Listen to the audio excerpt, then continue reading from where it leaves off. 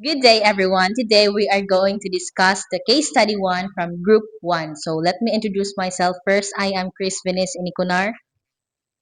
I am Lovely Joy Igdos. I'm Janet Gideon Cano. I am Jamal Tigales. I'm Dibjad A. General.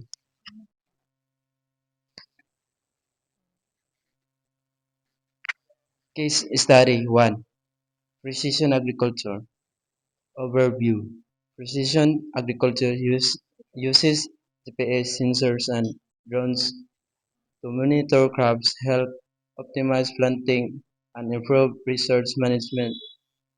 Farmer can reduce water and fertilizer use while increase crop yields. This technology has significantly improved efficiency and sustainability in farming.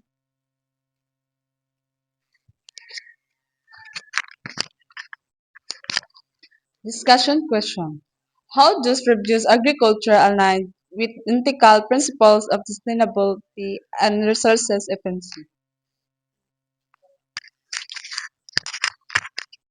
Ethical principles of sustainability and resource efficiency. The first is intergenerational equity. Muna siya ang concepts sa patas o makatarungan nga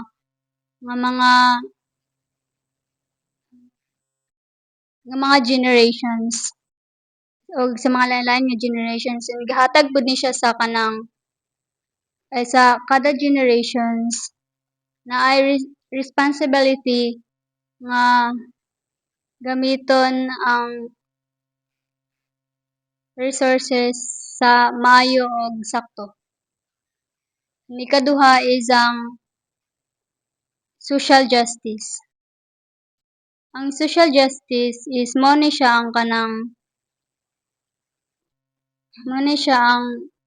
ga ga-create og patas og equal sa society and then maghatag sa individual og equal.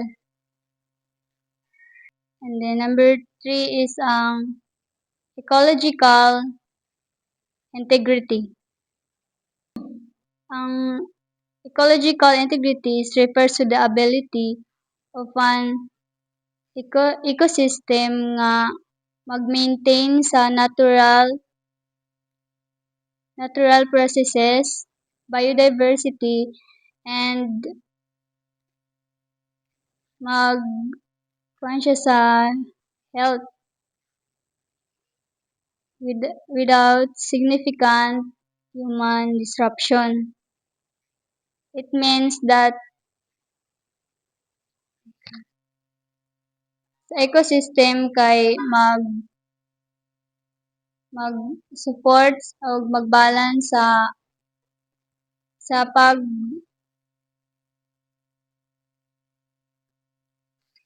pag-atiman sa plant, animals, and sa environment. And then the last is the economic responsibility.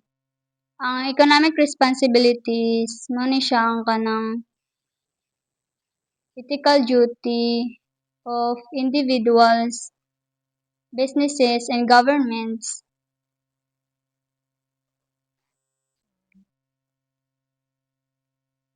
kay para magkuan sa financial and then para society and then the last dayon kayang need for responsible and management or equitable distribution for current and future generation. And then, ang ST is kay socio-technical imaginaries. Mao ni siya ang paglantaw or sa ideas o beliefs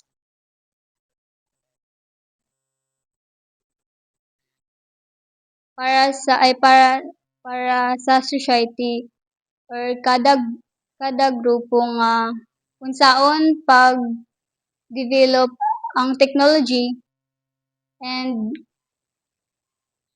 makaya gyud ba siya sa atong future or unsaon siya sa atong future and para makita sa mga tao nga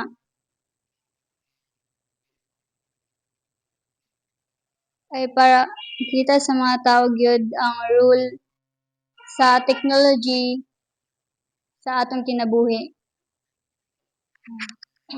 So, as a summary, so, di ba, ang pangutana is ethical principles and of sustainability and resource efficiency. So, naiupat ka buok ang intergenerational equity, ang social justice, ecological integrity, o ang economic responsibility. So, to sum up, it need for responsible resource management and equitable distribution for current and future generations. So sa iyang giingon ang STS lens daw is socio-technical imaginaries.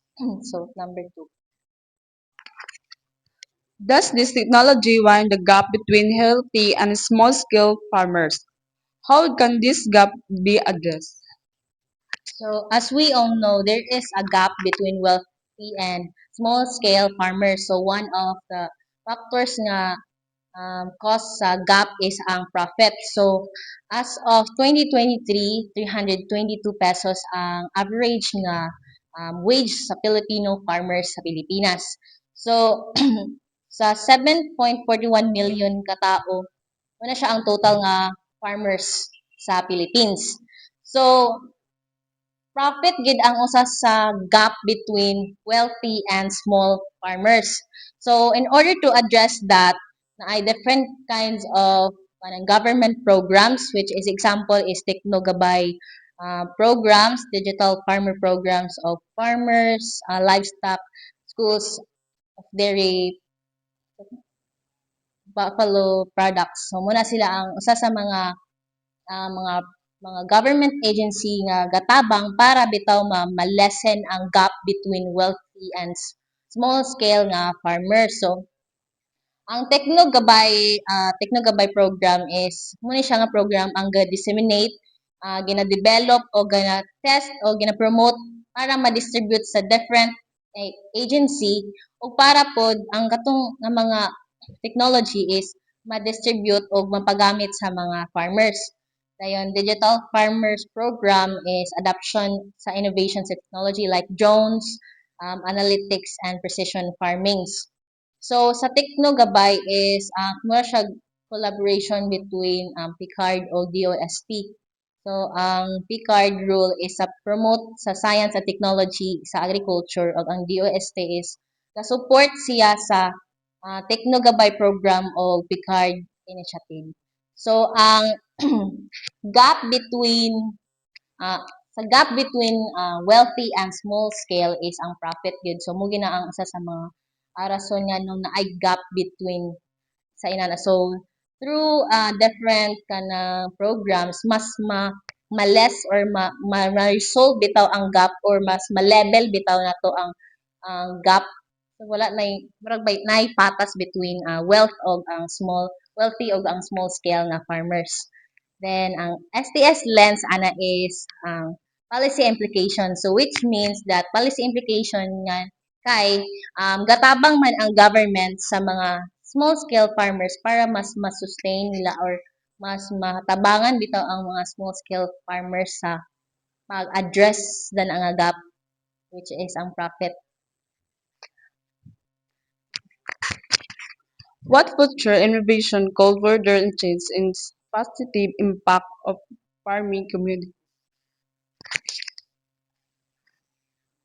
Di ba ang kuan kay kuan ng future innovation? Example na is saray. Kung i-improve ang saray, like drones, makuha ng buuan ng soil health analysis to maintain sustainability and conserve soil health. Kuan dayon sa kung sa AI ug sa AI dayon maibuan ang exact planting date and harvesting date. Maximize maximum yield capacity and capability sa iyang crops. Kung GMO food, ma-enhance ang widen and variety or seed nga GMOs para daghan choices when planting during high climate change level.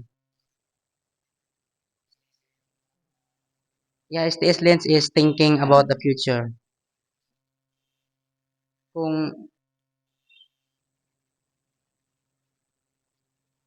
kung ma-improve pa ang kung ma-improve man gani dapat di lang karon, dapat naabot sa umaabot. So, i-explain niya nga ang isa sa mga innovation na mahimo nato karon is ang simple na naman ang kuan kanang drones or unsa pa na diya nga technology like kana siya is mas ginapa-improve pag samot bitaw para sa future nga generation. So, example ana niya nga gi-discuss kaniha is ang saray. As we all know, ang saray is gamit sa different kinds of technology like drones para bitaw ma-monitor ang different sample is ang pest, ma-monitor ang soil health, ug uban pa nga mga butang. Then, except ana is ang future food nga innovation nga ma-innovate is ang about sa climate change like naay maka-innovate bitaw ta og mga crops nga kaya i-resist ang climate sa example sa Philippines. So maka-innovate o maka-innovate sa crops nga kaya i-resist ang climate sa Pilipinas. Bitaw kanang mabuhi siya bisag unsa ka init ang climate sa Pilipinas kay lahi ra baya ang climate diri sa Pilipinas o climate sa ubang lugar or ubang country. Dayon, thinking about the future because dili lang ta maghuna-huna karon, dili lang ta mag-innovate tungod lang para sa karon kundi gi-innovate nato na siya para sa future nga generation. So dili lang ta maghuna-huna lang sa karon. So munang thinking about the future ang STS lens sa question number 2. So that's all. Thank you.